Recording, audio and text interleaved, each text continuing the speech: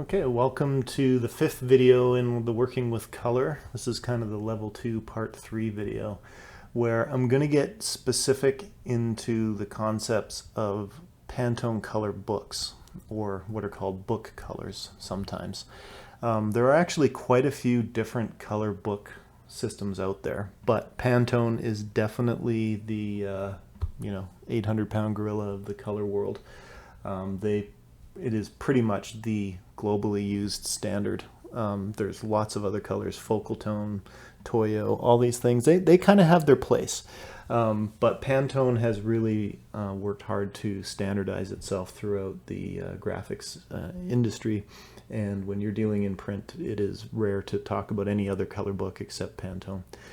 But along the way, the way that Pantone and spot colors and book colors in general have been implemented is a tad on the broken side. And this is because there's just been a lot of evolution in the way that computers work. The capabilities of the hardware over the past 25 years, which is roughly how long we've been able to use computers for graphic design in any kind of a reliable way, has changed a lot. Our displays are constantly getting better, higher resolution. The color range that our screens can display, HDR, is now pushing way past the 16.8 million color kind of barrier that, for a longest time was kind of accepted as what the human eye can see. But realistically, we can actually see quite a few more colors than that, at least in certain shades.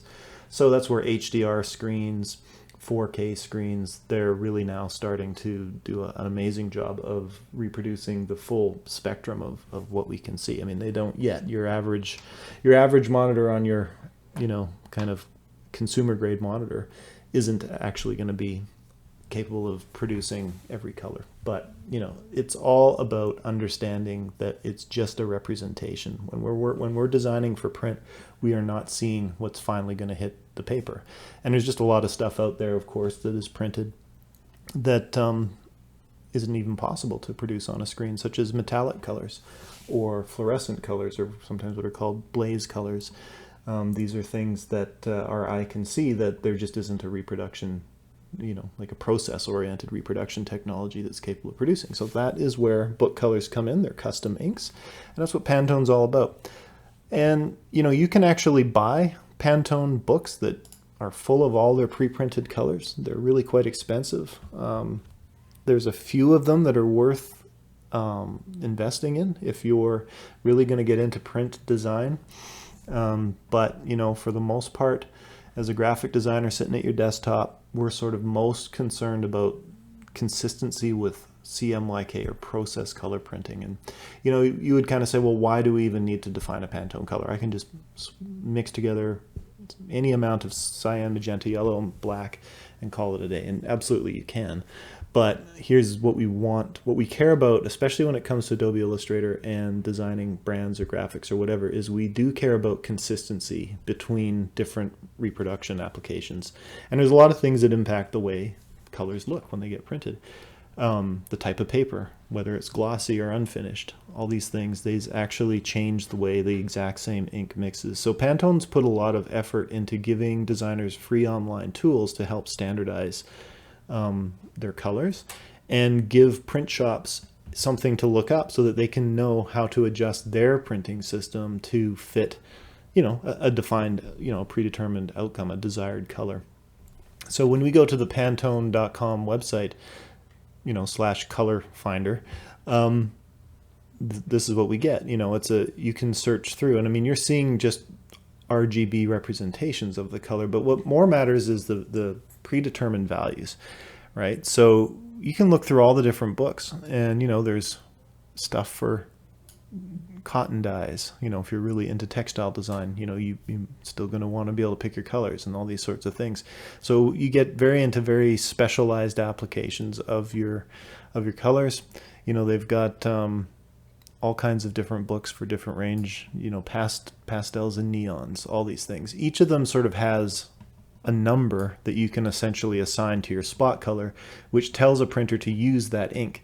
Of course, Illustrator can't show what that ink really looks like. You're just gonna guess what it looks like with metallics. There's no way to put gold flecks on your screen, but you can define a metallic color. And if you want to really see what those look like, you could buy the book, and they're $300 or $400, but you'll get to see every little chip. So depending on what you get into, if you're really going to start doing real brand work with clients, sometimes you'll want them to see the finished, the actual ink color, not just the CMYK representation. But most of the time we are targeting CMYK. So that is what this Color Bridge book is all about. Color Bridge coated, so spot color and process ink on coated paper. Okay, so evaluating spots versus process colors.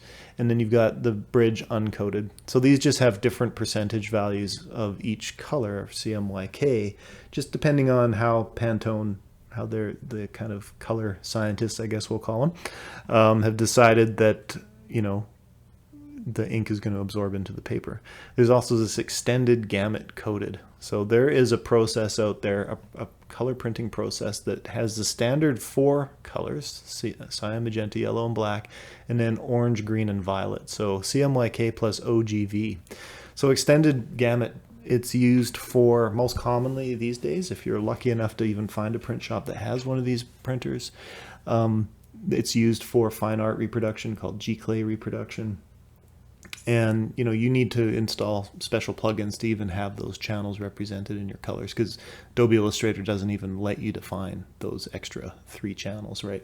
So you do, there's extended plugins that you do. So we're not going to worry about that, even though it does extend the process gamut, allows for a lot brighter colors, because it is the orange, greens, and violets where, you know, our eye can really easily see all kinds of shades of orange, green, and violet that standard CMYK is not capable of reproducing. So that is what extended gamut means. But you got to have a specific printer, and they're not super common. So we are really going to focus just on what is common, just using this properly, and we're going to focus on Pantone Color Bridge coated. Okay. So what this is this is a selected library of Pantone inks that Pantone has decided you can reasonably reproduce within the CMYK gamut. And there's quite a few of them. Okay, but when we're searching through that, we are talking about converting or picking, you know, what the mix is. Okay, so we want to see what the conversion is for any given color, and then Pantone's going to go and look up for us what the best match is for that. So let's just go back to our original Adobe Illustrator file that we were working with. I'd made this RGB cyan spot color.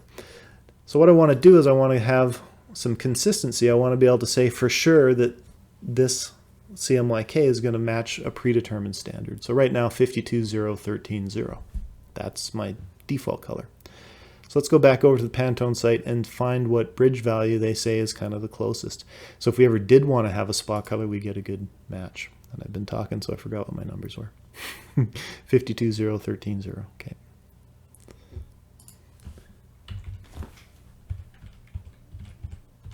Okay, so that's brought up a pretty bright looking teal, quite a bit different, a lot greener on the web rendering than Adobe Illustrator. To my eye anyway, you're going to see something different. But when I switch, even on the exact same screen, I go between Illustrator, I see this, it looks definitely a little more gray. I go back over to, you know, Google Chrome, that's showing me that color. So even the software just renders that mix differently. We're going to search for that. So best match, Pantone 630 CP. So that means 630 color process. Pantone Color Bridge coated book. So that is the book standard. And they do kind of a nice job of kind of showing you what the CMYK kind of looks like by comparison. They fill this back and it just shows you how this super kind of bright tealy green is not really reproducible in CMYK. It's purely an RGB sort of look from their perspective, but it doesn't really mean anything. It's just purely there just to show you that there's a difference. So if we want to go and get the values for this exact color, 630 CP, click on it, and here it is. This is what Pantone says you should use to standardize it. And in print, this is all we care about. I mean, really standardizing to RGB is kind of pointless because you can, of course, you can adjust the tint of your monitor and you're going to see a different version. But, you know, you still use these standards. It just gives you a base point for them. But we just care about the CMYK because that is something that's pretty consistent. The paper is going to be basically white. Most processed cyan, magenta, yellow, and black are very, very similar. So you're going to get pretty consistent output on coated paper if you use these values, 50080 for 630 CP. So I'm just going to grab this, I'm going to copy it, and I'm going to remember 50080. I'm going to go back and I'm going to change this to 50080, and I'm going to rename the swatch name Pantone 630 CP. The spot color. Okay, hasn't really changed much in the way Illustrator renders it. Not negligible change. Didn't really notice it, but now I know that I've got the value correct as that spot, and I've given printers something to look up for consistency. So, you know, a lot of people say, well, hey, you know what? The whole Pantone Color Bridge library is actually available right in the color books thing here, which it is. And you can go through and say, oh, look, you've even got Pantone Color Bridge coded. Well, that's cool. That would save me a lot of time, wouldn't it? And it would if any of these were defined correctly, but they are not. So let's do a search for our Pantone 630p. There it is. Boom. We're going to add that to our color palette. But what does Adobe Illustrator's preloaded palette think Pantone 630p is? I mean, it makes it a global color, but their lookup value is 48010. But that is in direct conflict with what Pantone publishes that exact value. So if you use the pre-built libraries that Adobe Illustrator gives you, the numbers are all going to be wrong. So you're always going to get a slightly different CMYK output, and then when somebody comes along and says, oh, hey, we actually can use your spot colors in this print application, we're getting it silk screen, we're going to go look, you're going to say, that color looks a little different. And that's why. It's because the CMYK hasn't been properly matched to what Pantone says. And I mean, it's not hugely different. 48010, Pantone says 50080. We're talking 2% more cyan and 2% less yellow. But I would argue you could see that. I definitely would notice it. I've seen clients notice it. So you gotta go look up your Pantone colors correctly, unfortunately. It's a little bit of a pain. There's a plugin that is available that is supposed to work. Again, all the values are wrong. So it's just a simple thing. Just the CMYK mix. This is the standard published book. This is what printers are going to be able to go and look up, whether they use these little Color Bridge fan books here, because they say exactly the same thing. You can buy it for the low price of $368. But that really allows you to see side by side right on paper exactly what your CMYK mix is supposed to look like, uncoded and uncoded. I couldn't actually tell you why the coded book is cheaper than the uncoded by such a huge margin. That's kind of interesting. If there was one color book that I have invested in that I do use, it's this one. There's tons of other ones, but this is the go-to workhorse that you're going to use all the time. Oh, well, actually, I should have paid closer. This is coded and uncoded, so you get both for $368, or you can just get the coded only for $214. You know, it's the $214 one. It's going to work for you 9 times out of 10, because almost always when we're using CMYK, we are almost always printing to coated paper. It's very, very rare to print to uncoated paper. Uncoated paper is quite a bit more expensive and is rarely spec'd out unless you really know what you're looking into, in which case you definitely want to understand the difference, how they look. But every uncoated paper is quite different. So even your uncoated book is going to be sort of a guess. It's not going to be super accurate. So most of the time you really just care about how coated looks. Coated papers are a little more vibrant. They're pretty close to what you're going to see in your average inkjet printer or continuous tone paper output. So that is your best bet if you are interested in diving into it more. But you know, you don't even need that. All we really care about is that we're just using the lookup value that Pantone says, so that when there's any inconsistency or whatever in terms of how a press is set up, you can fall back and say, well, look, I actually used the proper definitions in my spot colors. And this can become a pretty big deal if you're doing big applications to a bunch of things. If you don't define your colors and you're working with a predetermined brand, people can get a little miffed if their graphic colors don't match on their logos or whatever. So that's kind of the first key thing about really sort of taking it to the furthest end in terms of defining our colors. You know, I'm not going to use these things because they're just not accurate. So we're going to also dive a little bit into why we even care about defining spot colors as spots that are not global, or spots that aren't just global swatches, but they're actually spot colors. Am I using them somewhere? Why will it not let me delete those? I'm not going to worry about it right now. So I've saved this file. So the reason we really want to be doing this for our spot colors is the most common way to work with Adobe Illustrator Graphic is in Adobe InDesign. So I'm going to switch over to Adobe InDesign here. So let's just see, I've just started a default InDesign layout, and I'm going to use this graphic that I've made. You know, your default color palette that you get with in the swatch library that you get in Adobe InDesign, a little different than how Illustrator builds it. Illustrator builds it with CMYK values, or with RGB values by default.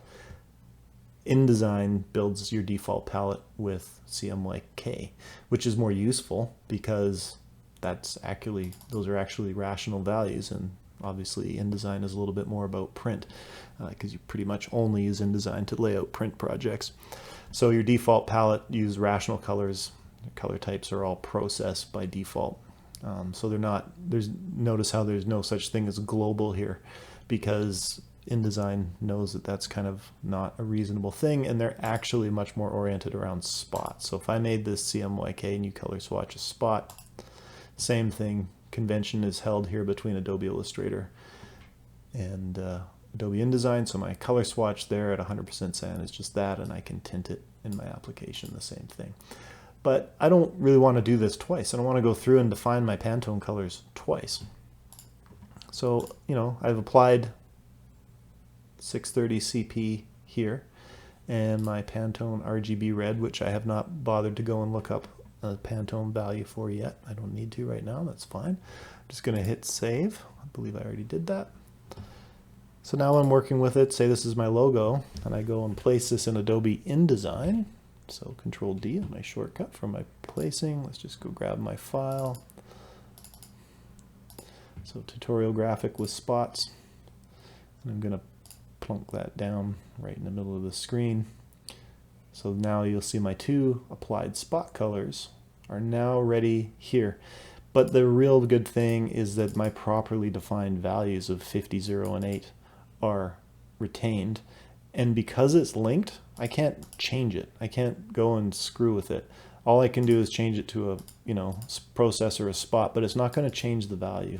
So that really ensures consistency between my graphics.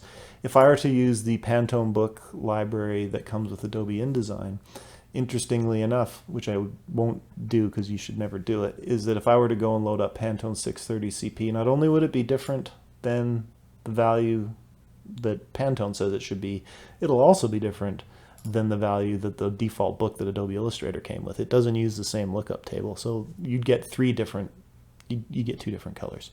So you've got to define your spot color, and I'd like to do it in Adobe Illustrator. You can totally do it in Adobe InDesign as well, but the thing is you can't quite as easily import colors from InDesign into Illustrator. So you might as well define things like predetermined spot color libraries in your Illustrator file. Bring them into Adobe InDesign. That's going to link them into your color palette, and you're going to get perfect consistency. Whether you put a graphic element over like this in InDesign, those CMYK mixes are going to come out perfectly. I've run into situations where the same spot color has been used. It says it's the same spot color. We convert to process at print, and this block that I drew on InDesign and this graphic that's imported will actually have two different CMYK mixes. But because this is using this predetermined, properly built swatch, we're going to get a perfect match.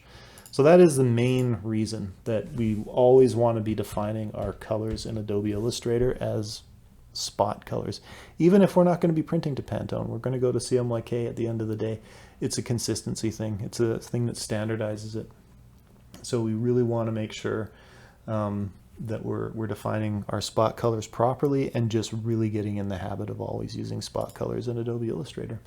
And it's going to also work nicely because if you change, your gradients here, like let's say I grab myself a new shape and I fill it with this gradient, and then I say I screwed up this definition. I put in like, you know, something really off, like 75 in the cyan. You know, anything that's linked, it doesn't actually change. Let's change something that's going to be more dramatic. So now everywhere that my gradients have used that spot, they're going to automatically reflect that change. So it's kind of like a master color that then affects all related swatches. If we just used a global, it would still work, but the globals then don't get imported into other applications that way. So really defining a spot is the proper way to do it, just across the board. And there's no functional reason to not do it, because it's just more limited in every other way. So you might as well use the most flexible, most consistent, useful across all programs version, which is the predetermined color bridge spot value. You don't have to always define a Pantone color. You can just make up your own swatches, but make sure that they're defined as spots. You see this little spot dot here, and whatever your model is, RGB or CMYK, doesn't really matter actually at the end of the day. But that's probably the last kind of most technical bit about colors. I'm going to actually go and turn off my overprint preview. I just realized I had that on this whole time. I'm going to turn that off. So that's the last of the working with color videos. After this, I'm going to move into working with shapes and paths. There's probably going to be about 3 or 4 videos. I'm going to try and keep each of these videos to less than 20 minutes-ish or so, just so they're a little more digestible. And we'll come back and we'll start working with some new shapes in the next video.